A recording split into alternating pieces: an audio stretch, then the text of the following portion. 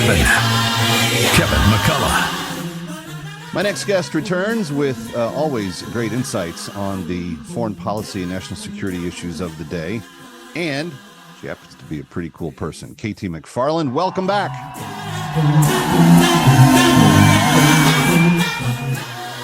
Thank you. If you say nice introductions like that about me, I'm coming on your show anytime you want. Well, you already do, and that's why I'm so grateful. You're the Martha Stewart of foreign policy. You make it look easier than all the boys, and you do it with more class and grace. So just take that as for what it's worth. I'm so thrilled. I adore Martha Stewart. I know her personally. I adore everything she's done. So that's the greatest compliment you could have given me. Thank you, Kevin. I'm hitting 1,000 here at the beginning. There's nowhere for this interview to go except down. But let's talk about some serious things. Israel went back to fighting as they should to clear out the rest of Hamas's undergrowth. They're even down in southern Gaza where Hamas never thought they would get to, and they're now discussing strategies to really clean out the rest of these tunnels. How big is the job that they have left from your perspective, KT McFarland? Oh, they're only halfway done. You know, from here on in, it's going to be much more complicated because there are the tunnels. The thought is that some of the hostages are still left in the tunnels, probably deliberately left in the tunnels to protect the tunnel. You know, they're going to be the human shields for the tunnels. So Israel kind of has two options to destroy the tunnels. One, you could use seawater, which is what they're apparently setting up to do, flooding the tunnels. The other would be to use the bunker buster bombs, which the United States has given them. The worry with that is that if they blow up a tunnel, since most of the tunnels are like a subway, they go underneath all the important civilian buildings throughout Gaza, is that then those buildings would collapse into the tunnels, you know, like the World Trade Center collapse. And so that's kind of they don't want to do that. They don't want to have a lot of civilian casualties if they can help it. But the end of the day, they're going to have to go after Hamas probably door to door, because Hamas has used the pause, it's used the ceasefire to infiltrate now into families and into neighborhoods, and using their own people as human shields. You know, it's hard to wrap your head around the idea that Hamas really wants civilian casualties, not just Israelis. They want their own people to die, because then they can hold it up to the world and say, see, Israel killed our people. Because they know they can't defeat Israel militarily or economically, right? But they can defeat them in the court of public opinion. And that's what Hamas is going to do next.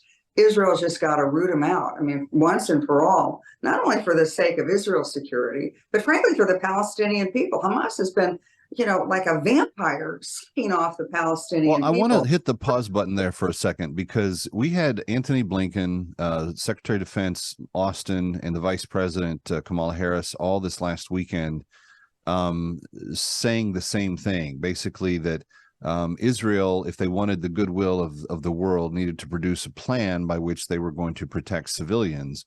And KT, I know that my listeners have a little bit of an advantage because you come on the show, and so we're kind of like more informed, I think, than the average person. But Israel dropped leaflets before they bombed areas. They formed human tunnels to get Palestinians to safety when Hamas was shooting them as they were trying to leave. I don't know of armies that have a justification to protect their people that have taken such lengths to protect the innocence of the other side.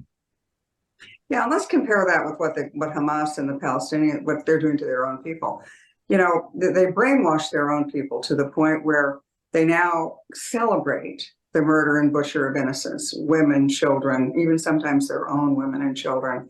And if you look back to World War II, the Nazis committed genocide against the Jewish people. They had concentration camps. They killed 6 million of them in the most brutal and horrible way. But the Nazis realized what they were doing was wrong, and they kept it secret from their own people, and certainly secret from the world. They kept very good records because they were Germans, but they didn't let the world know what they were doing.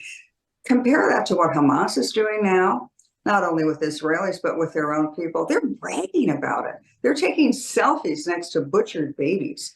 You know, it's very hard for a civilized human being to wrap their head around what Hamas is doing. But that is exactly what they're doing. They thrive on the death and destruction of their enemies, but also of their own people that they're robbing from, they're cheating. And as you point out, when the Israelis tried to get the Palestinian civilians out of the north of Gaza and into the south, It was Hamas that was gunning them in the back and preventing them from doing it. Again, Hamas wants its own people to die. And we should never lose sight of that. We should never say it was all Israel's fault. No, it's not. It's Hamas's fault. It is a very hard thing for me to accept that we have people with the title of congressmen, congresswomen, J. Paul, Omar, AOC, the rest, that go on television and equate the rapes and the destruction that Hamas carried out against innocent civilians in southern Israel. And they say that there must be an equal outcry for the Palestinians that are being injured and maimed as a result of these actions that Israel is taking. I still hold that all of the death, including the Palestinians in the Israeli offensive, are the fault of Hamas. How do we have people in elected office that don't understand that? I don't want to understand it. You know, they've been they sort of spew this anti-Israel, anti-Semitic worldview, and they try to spew it to their own people. And the way they go is what Hamas does to the Palestinians. It's what all of the terrorist groups in the region do. It's what Iran does, and says, you are poor and disadvantaged, not because of us, your leaders. It's because of somebody else. It's the big guy. It's Israel who's doing it to you. Israel is the oppressor. And the terrible thing about it is that it denies their own people the right to a good and decent life. So they're oppressors, not just of their, you know, of their neighbors, but they're oppressors and murderers of their own people. You know, you keep hearing these congressmen say, well, it's going to be Palestinians from the west bank of the Jordan River to the Mediterranean Sea. We're going to destroy Israel. We're going to kill all the Jews who were there. This is going to all be Palestinian territory, quote, like it used to be. No, it never was Palestinian territory. And Israel is not occupying Palestinian territories, either in Gaza or the West Bank. Israel is out of there. It's the Palestinians who want to kill all the Jews, destroy the state of Israel, and then I guess run a bigger Palestinian Hamas territory in an area which was once thriving. You know, the example I always look back to is in 2005 and 6, when the Israelis left Gaza. Ariel Sharon was prime minister. He took the Israelis who had been providing security, took them out of there, built a wall and said, okay, Gaza, it's yours. You guys have an election, you govern yourselves. But what the Israelis left behind were functioning greenhouses. So Gaza had been a very productive area while the Israelis were there. They had greenhouses that supplied, you know, heirloom tomatoes to Europe, flowers throughout the region. And that was a way that the Palestinians could have had a livelihood after Israel left. What do you think Hamas did? They blew them up.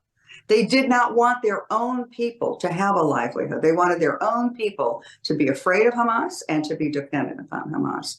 So I have very few prospects of success if Hamas remains in any form, either after Israel leaves, when this war is over, but Hamas has to be obliterated, not just for Israel, but for the Palestinian people and for the peace and sanctity of the world. That's well said. I'm going to take a quick break. Be right back. She's KT McFarland. Stay here. Christmas time, here we go. That Cannon Show.